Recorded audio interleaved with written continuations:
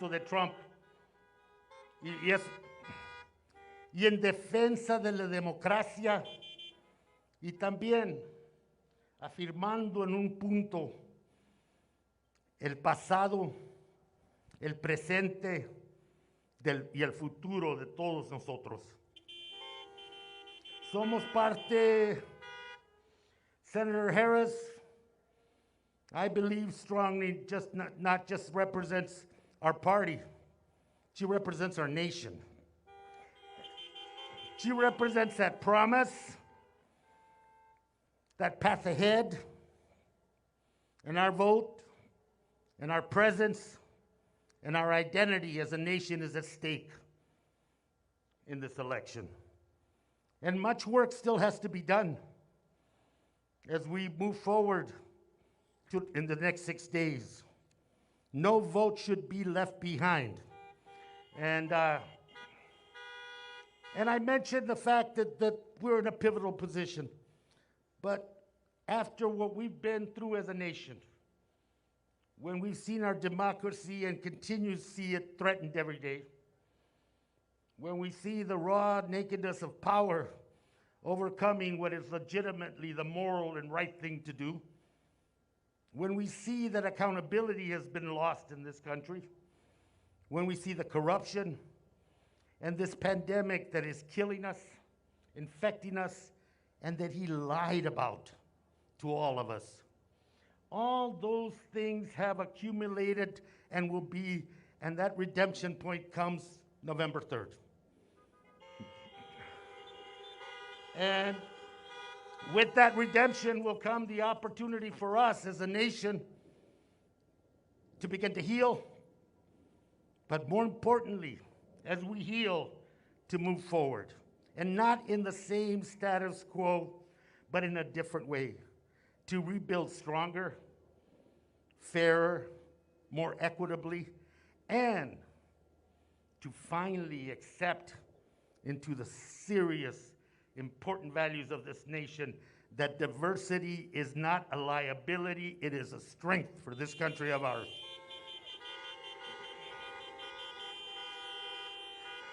I am very proud of all the work that's been done in very trying times, under adverse circumstances, and under adverse leadership in this country, adverse to the rule of law, and adverse to the fairness that is implicit and explicit for all of us as Americans and part of this nation of ours.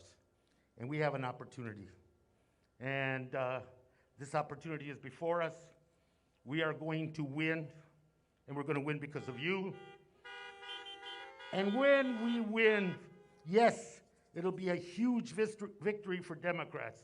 But if you pause and consider it just for a second, it's a huge victory for the future of this nation. It's a huge victory for what it means to be an American. And it is a huge victory in defining our identity for generations to come. That's what's at stake in this election. And that's why Biden-Harris, and today Senator Harris, represents the best, represents that change, and represents that commitment to what is best for the nation and the people of this country. I'm proud to be here. I want to thank the party for the opportunity, and also have the opportunity now to introduce someone that needs no introduction, whose courage, whose strength is well known to all of us, a friend, a colleague I miss dearly, Representative Gabby Giffords, and the next senator from the state of Arizona, Mark Kelly. Thank you very much.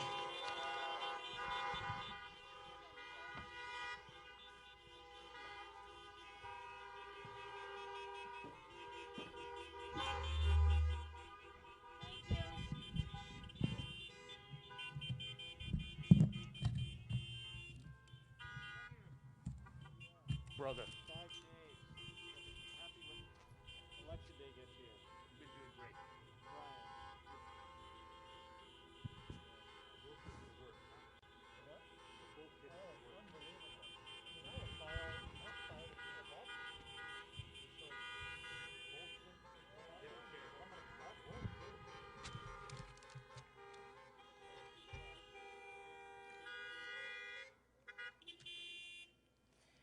This election is so important.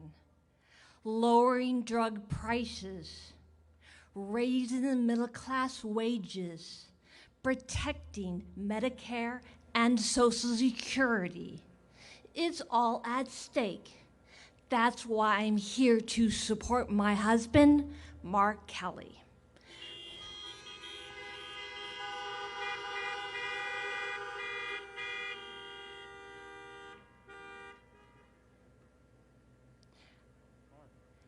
Mark focuses on facts, not politics.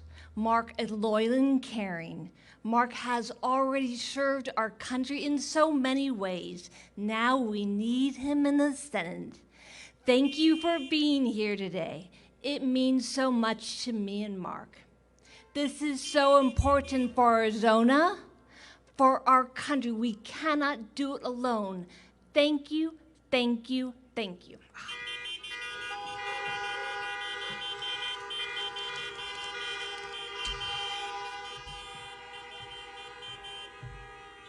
Thank you, Gabby. Thank you.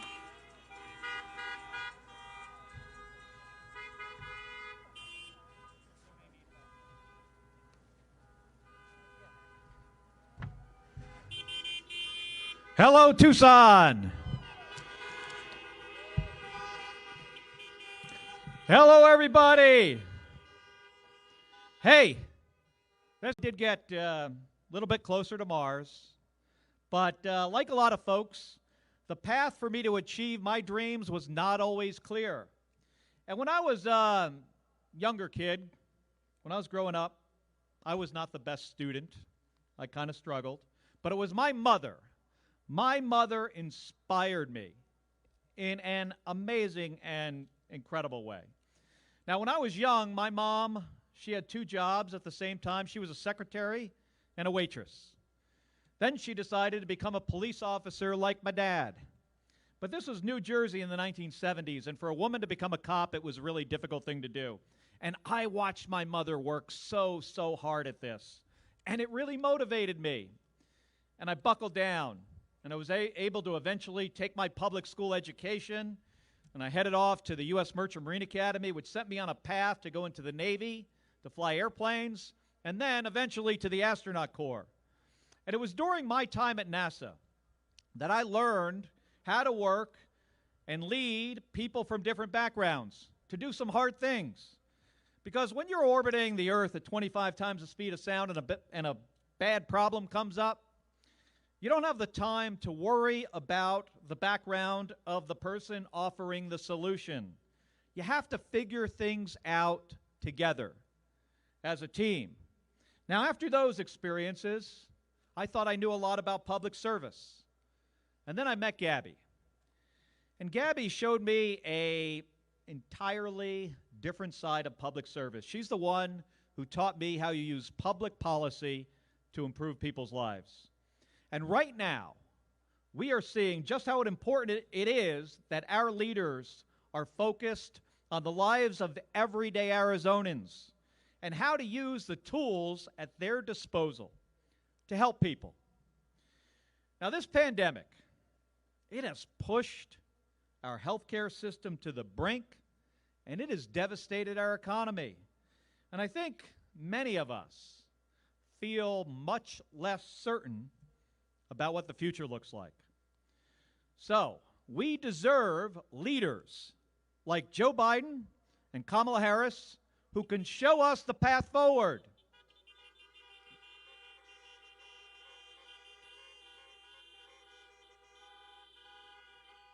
They can show us the path forward, and they can bring people together to get the job done, to protect people with pre-existing conditions, to rebuild our economy, but with an eye towards the future, to protect Social Security and Medicare, protect those benefits that seniors have earned from a lifetime of hard work. Now, that's what's at stake. The opportunity to bring a focus on science, data, and facts to the United States Congress. The opportunity to build a stronger future for Arizona. But this is not going to be easy. Now, as a Navy guy, somebody who served in the United States Navy for 25 years, it's really hard for me to say this. But to win this, Joe, Kamala, and I are going to need an army. We need an army, not a Navy. And all of you are part of that army. So if you're sitting home right now watching this and you have your ballot, fill it out and drop it off at a drop box. Don't put it in the mailbox, a little late for that. Or drop it off at an early voting location. You could also go, if you got any questions, go to iwillvote.com to make a plan to vote. And then, if you can, sign up for volunteer shifts to help us get across the finish line, now all the way to Election Day. We need a lot of help. We need an army to win here in Arizona. Also,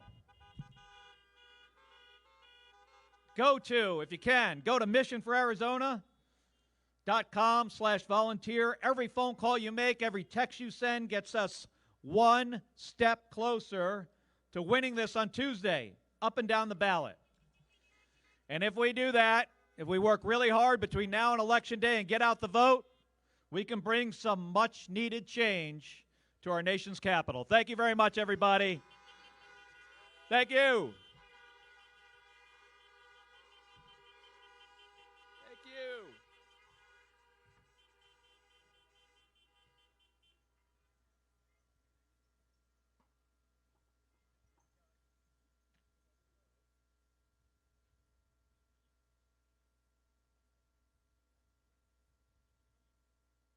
Next, please give a warm welcome to our very own Congresswoman Kirkpatrick. Please give her a warm welcome.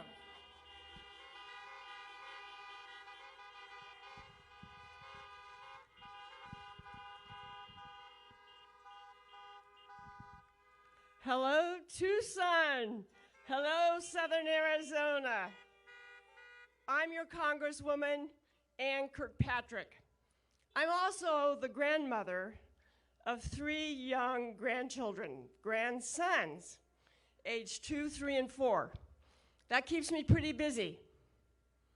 But it also reminds me of how important it is to protect our values, those core values that make us who we are in Tucson and Southern Arizona, and that make us who we are as Americans.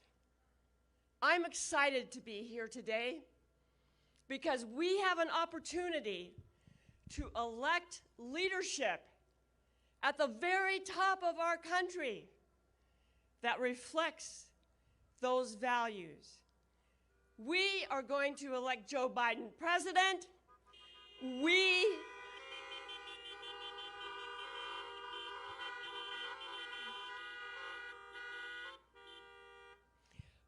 are going to elect Kamala Harris vice president.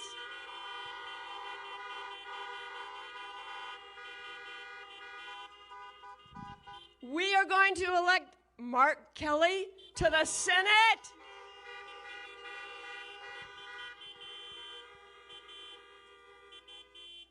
And we're going to elect Raul Grijalva and Ann Kirkpatrick back in the House of Representatives.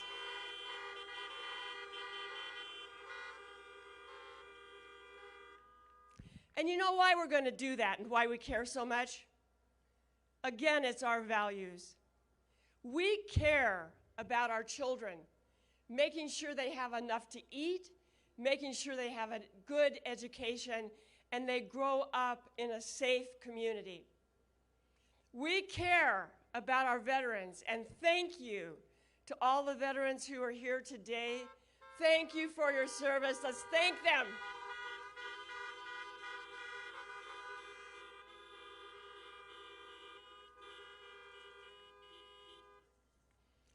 And we care about working folks who are just struggling in this economy, in this pandemic, to make enough money to put food on the table for their families when they go home.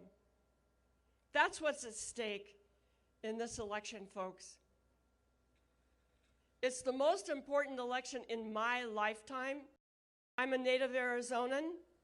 I grew up in Arizona, born and raised in Arizona. My heart lives in Arizona. And we've got a chance to show the country what we care about and what Arizona cares about. And I want you to look up at this beautiful, beautiful blue sky today. We're blessed to be sitting here under this blue sky. And I want you to imagine a blue Arizona. A blue Arizona, folks.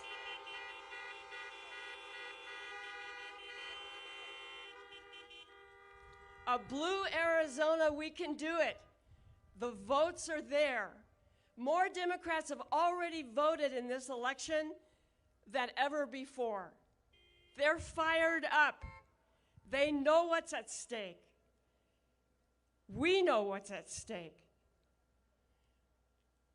So I'm going to challenge you today with a four-letter word.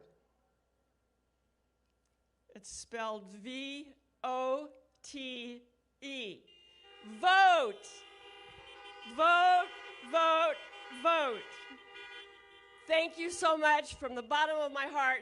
Let's go do this.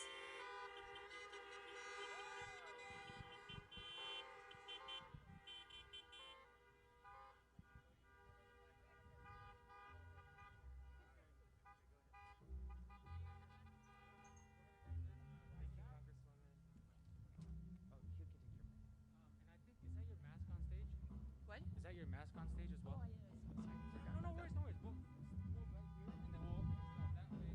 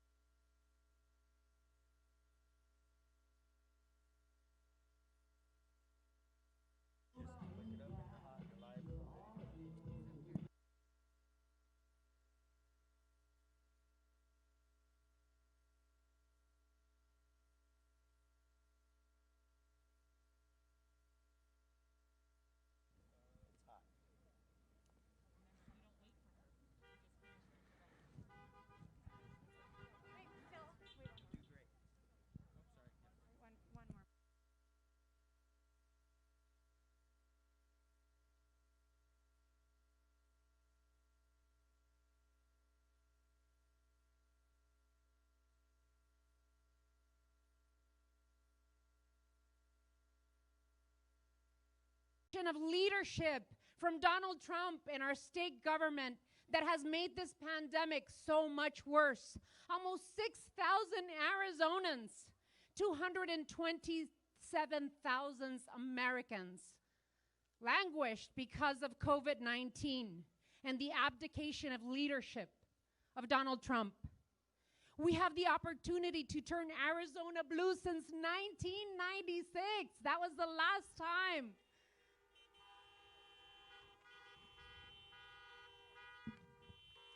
A blue Arizona depends on high turnout in Tucson, in Pima County. The state needs us, Tucsonans. The state needs us to turn out.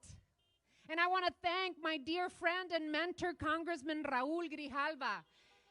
His campaigns have laid the groundwork here in Southern Arizona for the last 30 years, specifically for this moment. We need to vote for candidates up and down the ballot who will fight for us. We need to get out the vote and elect Mark Kelly, the next senator of Arizona. We can vote in a Democratic majority in the state House and Senate. Elect the first indigenous woman to countywide office in Gabriela Cáceres Kelly. We need Adelita Grijalva for the Pima County Board of Supervisors to be my partner for the city of Tucson so we can get lots of good stuff done for Pima County and the city of Tucson.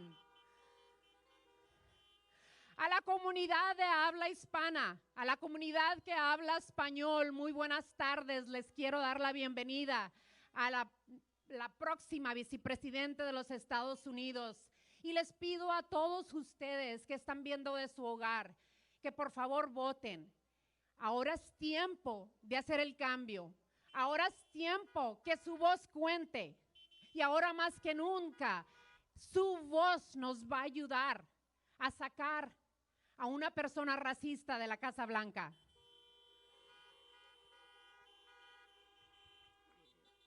If you still have your ballot with you, go to iwillvote.com to find your closest early voting site so that you can drop off your ballot.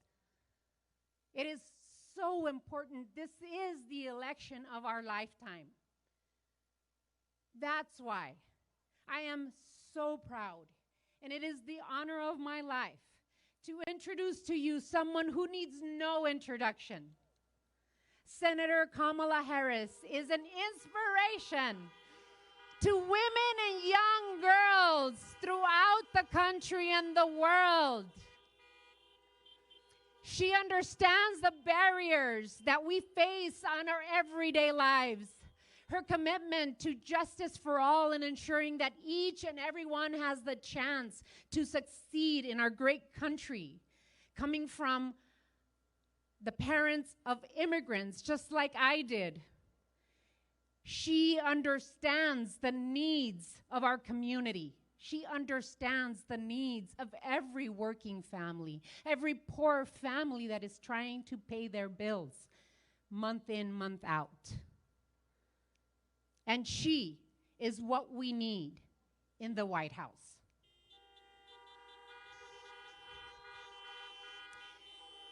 She was the first woman to be elected as Attorney General of California. She was the first woman of color to represent California in the U.S. Senate, and she will become the first woman to serve as Vice President of the United States of America. Please welcome the next Vice President of the United States of America, Kamala Harris.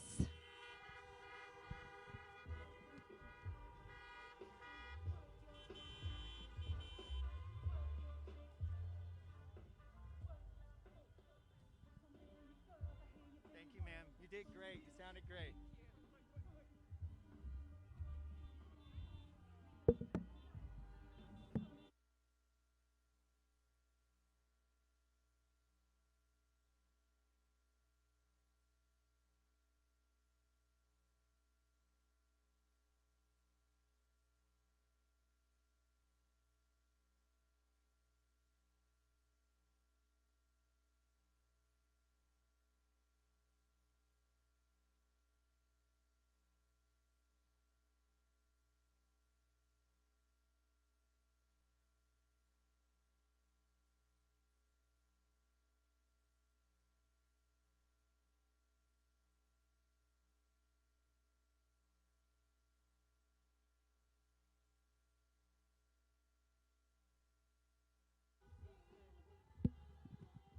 Check, check, check.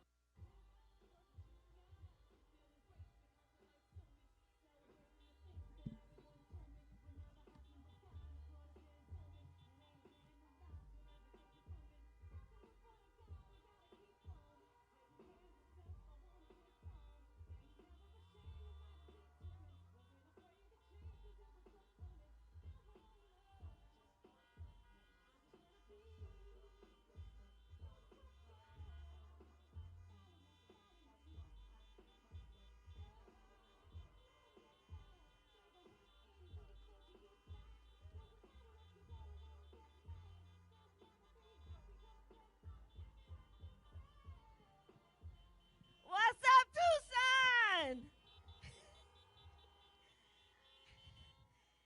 Hey, everybody. Can we please hear from Mayor Romero?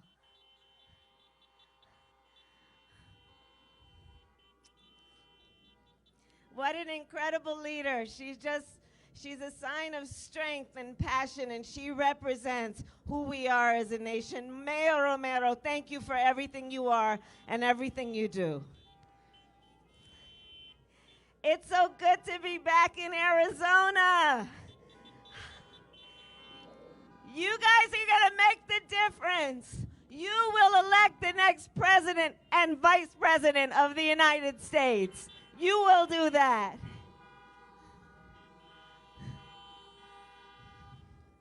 I want to thank Pima Community College for hosting us, Chancellor Lee Lambert, Damian Klinko, the students, Congressman Raul Grijalvas, there you are. Congresswoman Ann Kirkpatrick, and the great Gabby Giffords and Mark Kelly. Let's get this done, Tucson. And so here's the thing. You know, first of all, in the spirit of the late, great John McCain, I was thinking, let's start with a little straight talk. Now, you know, there's been some talk about my values. Well, let me just tell you, Tucson, I am a proud, patriotic American. I love my country. And our values reflect the values of America. Our values tell us we have witnessed the worst, the biggest disaster of any presidential administration in the history of this country. Our values tell us that.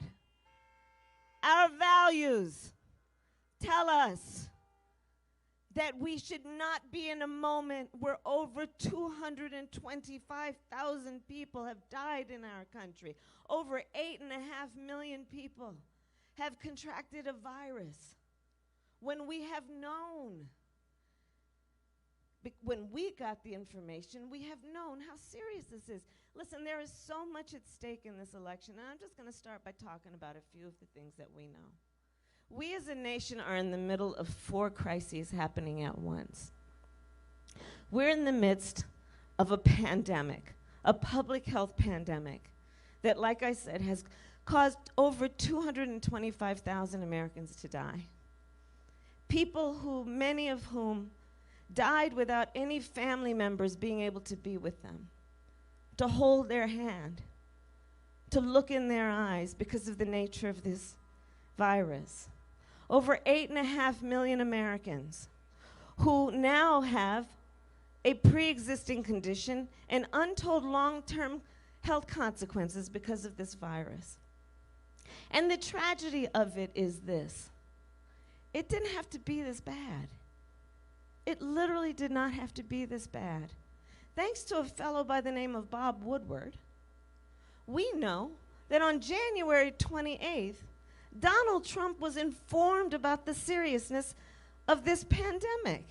He was told it will kill people.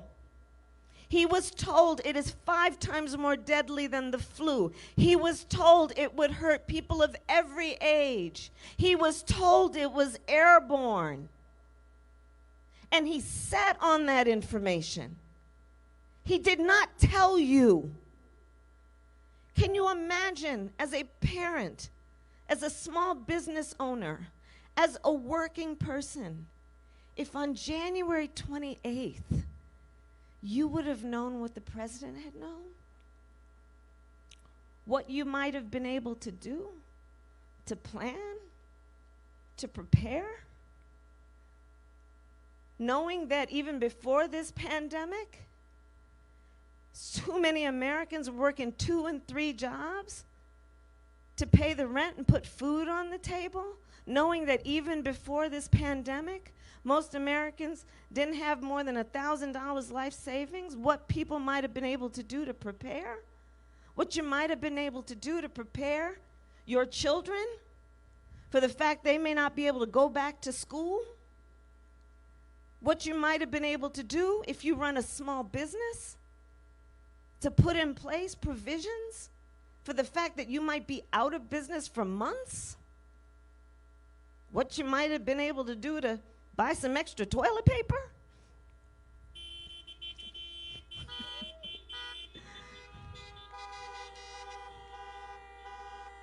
The American people were lied to by the President of the United States. And let's be clear about something.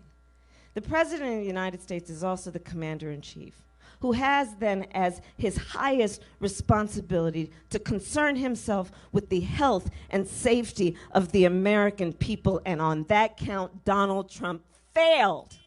He failed us. He failed the American people. And you know, here's the thing, Tucson, you know this.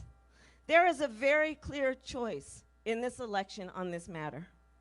Because you see, on the one hand, you have a Joe Biden who is saying that we know access to health care should be a right and not just a privilege of those who can afford it. Joe Biden, who together with President Obama was responsible for creating the Affordable Care Act that brought health care to over 20 million people who didn't have it, who said we will protect people with pre-existing conditions. Honk if you know anybody with diabetes. Honk if you know anybody with high blood pressure. Honk if you know anyone with breast cancer.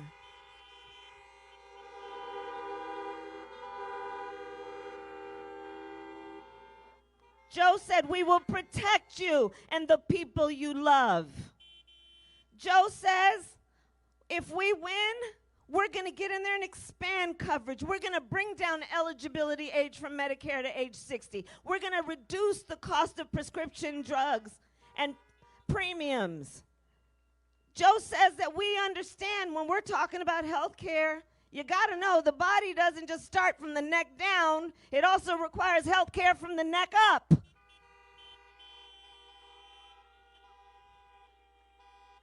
So on the one hand, you have Joe Biden, the choice before voters in 6 days. On the other hand, you have Donald Trump, who together with his boy, Bill Barr, are in the United States Supreme Court right now suing to get rid of the Affordable Care Act in the midst of a pandemic that has killed hundreds of thousands of people over just the last several months. If they have their way, over 20 million people will lose coverage, and the benefits for people with pre-existing conditions will be over. Let's understand, part of what the Affordable Care Act did is it said for women, free mammograms, for all people, free health screenings for cancer, and they want to get rid of that. There's a very clear choice in this election. Not to mention what they did to just ram through a Supreme Court justice because of their agenda to get rid of the Affordable Care Act. I voted no. It was an illegitimate process. Okay? And here's the thing about where Donald Trump has been on the Affordable Care Act. I just have to say, Raul, you know, we've been witnessing the same thing. From the time Donald Trump was running for office, through the time he's been in office, he's had this weird obsession with trying to get rid of whatever Barack Obama and Joe Biden created. Have you all noticed that? Well, we don't need presidents with weird obsessions. I think it's time for that to end. Do you agree?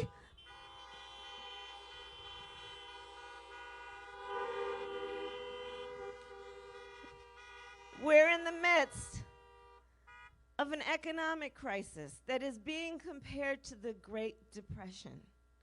Here in Arizona, 1 in 10 households are describing their family members as being hungry.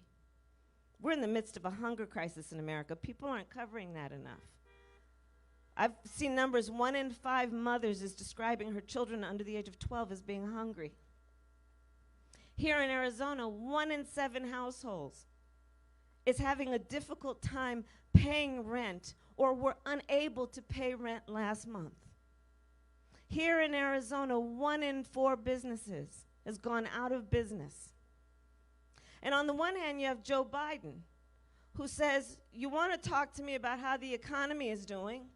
Well, then you need to tell me, how are working people doing? How are working families doing? Joe Biden, who says, you want to deal with the economy, then 1, we will not raise taxes on anyone making less than $400,000 a year. We will also cut taxes for middle-class working people. We will make sure that no working family pays more than 7% of their income in child care. We will have a $15,000 tax credit for first-time home buyers, understanding that is the way and access for most families to achieve economic health and well-being that is intergenerational. That's how Joe Biden thinks about the economy. On the other hand, you have Donald Trump. Donald Trump, when asked about how's the economy doing, Donald Trump asks, well, how's the stock market doing? Donald Trump asks, how are rich people doing? Donald Trump, as his first order of business, passed a tax bill benefiting the top 1% and the biggest corporations of America, creating a $2 trillion deficit for all of us. Well, let me tell you something. When Joe and I are elected, we're about to get rid of that and invest that money in you, the American people. We will put that money in an infrastructure plan that is about the creation of millions of jobs. We will put that money into an investment in renewable energy and what we know that will do, that will not only save our planet but create jobs. We will put that money to relieve student loan debt for any kid who is coming from a family who makes less than $125,000 and ensure they go to a 4-year college for free. That's what Joe and I will do. We're in the midst of a crisis, which is the long overdue reckoning on racial injustice in America. On that note, Joe Biden knows American history. He knows our history as a country, and he has the courage to speak truth about it. Joe Biden has the ability to say, Black Lives Matter.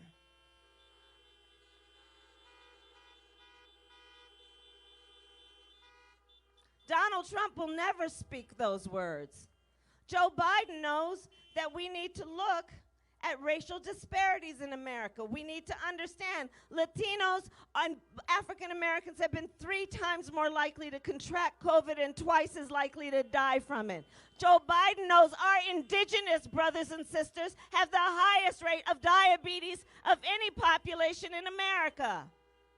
Joe Biden says pay attention to this and understand a real leader will address the truth and speak the truth in a way that is about promoting equality and equity. On the other hand, you have a Donald Trump who was on that debate stage at the first debate and refused to condemn white supremacists, and then doubled down, saying, stand back and stand by. Donald Trump, who has shown a pattern from the first days he was running and questioned the legitimacy of America's first black president.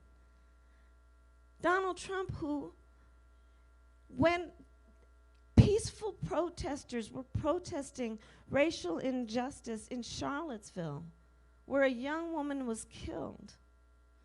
And on the other side, there were neo-Nazis wearing swastikas and carrying tiki torches, spewing anti-Semitic and racial slurs. Donald Trump said there were fine people on each side. He came into office talking about Mexicans as rapists and criminals. His first order of business was to pass a Muslim ban.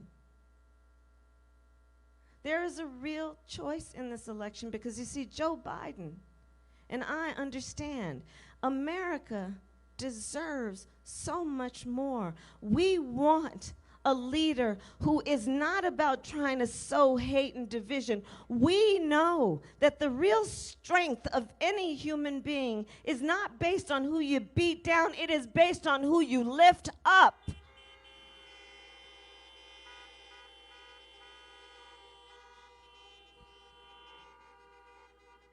And that's the kind of leader Joe is. The crises we are facing, and I don't have to tell Arizona this, includes a climate crisis. The West Coast has been burning, these wildfires. You know, I've gone back, as you know, I'm from California. I've gone back, I have visited with families that have been evacuated, with firefighters who are fighting fires while their own homes are burning. My brother-in-law's a firefighter. I have seen the damage and destruction in our Gulf Coast states because of the storms that have wiped out entire communities. In the Midwest, farmers have lost whole seasons of crops because of the floods. Joe Biden says, let's deal with this. Let's face fact. Let's embrace science. Let us do it with a sense of urgency and also understand we need to set time limits.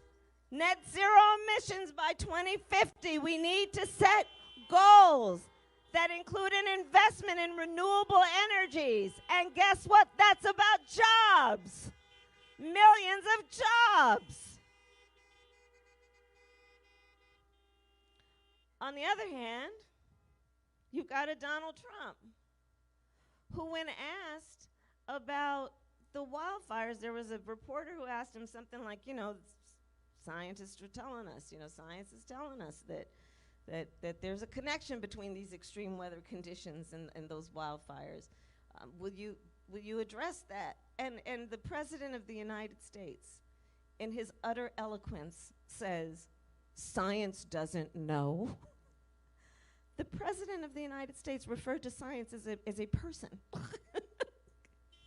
We need a president who embraces fact and speaks the truth to the American people and deals with what is one of the greatest threats to us as a species.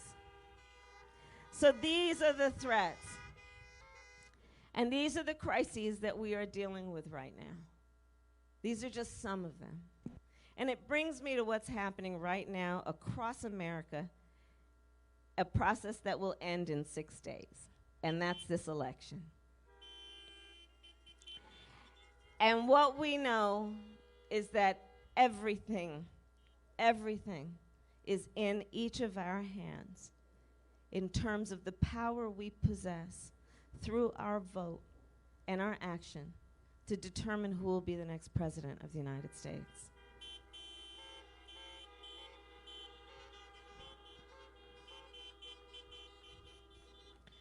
And people ask, they say, well, does it matter if I vote? Why should I vote?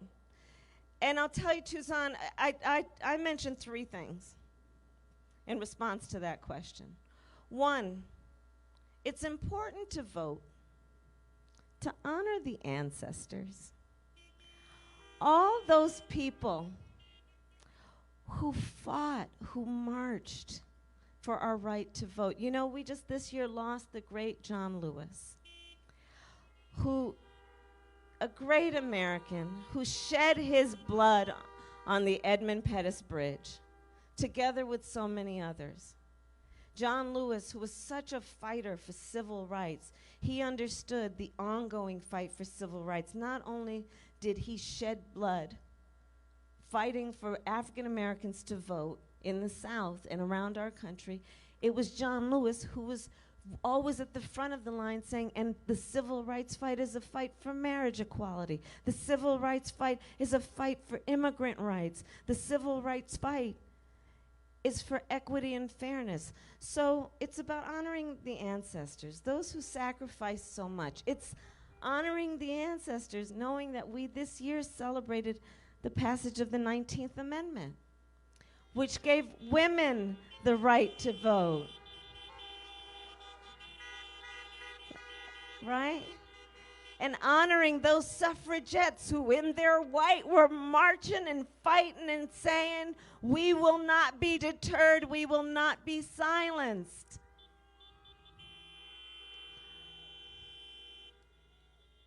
So honoring the ancestors.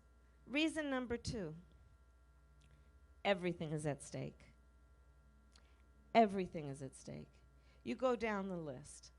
Everything that impacts you and your family and your neighborhood and your community and our country. From health care to if we're going to support working families and working people, understanding that it is that kind of approach that has built the middle class of America and made us strong when we've been strong. Everything is at stake.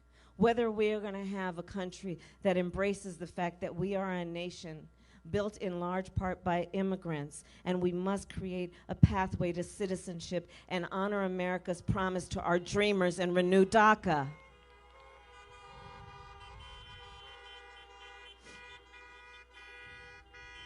Everything is at stake.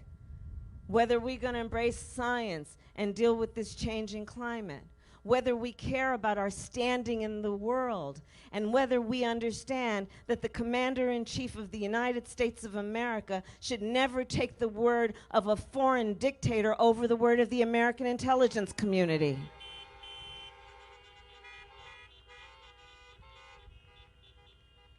Everything is at stake. So we vote to honor the ancestors. We vote because we know everything is at stake. So much is at stake. And then here's the third reason I think that it is important for folks to vote. And it is this. So I've been traveling all over. I've been in Florida and Michigan and Ohio and Georgia and North Carolina. I was in Nevada yesterday. I'm here in Arizona today. I'm going to head to Texas. Been all over.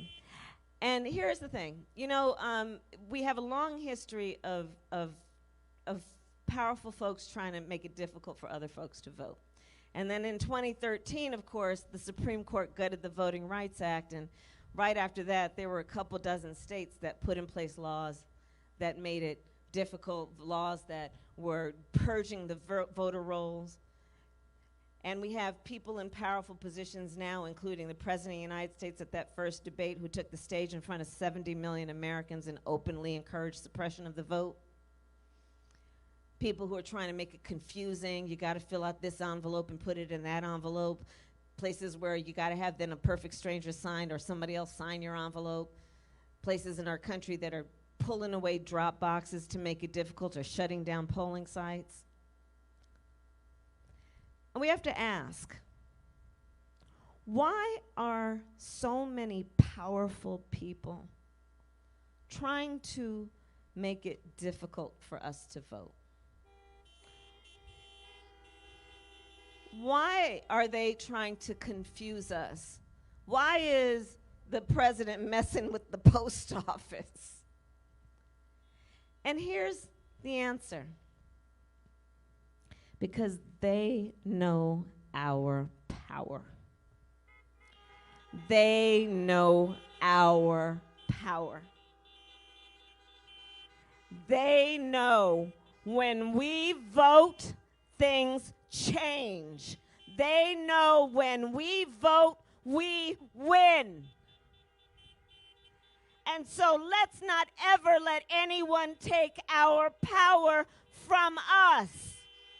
Ours is the power to use our voices. And at election time, that means our vote, and let's not let anyone take it from us. Because here's the thing. Our democracy is always going to be as strong as our willingness to fight for it. And so that is what we will do. And that means every one of us voting, talking to our friends, letting them know what's at stake. And then, Tucson, my final point is this. This moment will pass. This moment will pass. And years from now, our children, our grandchildren, others, they will ask us, where were you at that moment? They'll look at us in our eyes. Where were you at that moment, they'll ask us. And what we will tell them is so much more than just how we felt. What we are going to tell them is what we did. What we did. We are going to tell them how we were hanging out this one afternoon at Pima Community College. We are going to tell them that we organized folks, that we let our neighbors and our friends and our coworkers and our family know what's at stake. We reminded them of the sacrifices of the ancestors. We told them about their power. We said, yes, we have been in a pandemic where there's a bit of isolation going on, but you are not alone. We reminded them you are not alone. You reminded them don't let anyone ever make you feel small. Know your power. That is what we will tell them we did. We will tell them we knew we were a community. We knew that the strength of our nation is based on our unity. We will tell them we fought knowing that we all, regardless of where we live, our race, our gender, our age, the language our grandmother speaks, we will tell them that we knew we have so much more in common than what separates us, and we would not let anyone divide us as a nation. We would not let anyone break our confidence in our strength and our humanity and our commitment to our democracy. That is what we will tell them. And we will tell them, and that's how we elected Joe Biden, the next president of the United States. Thank you, Tucson. Thank you.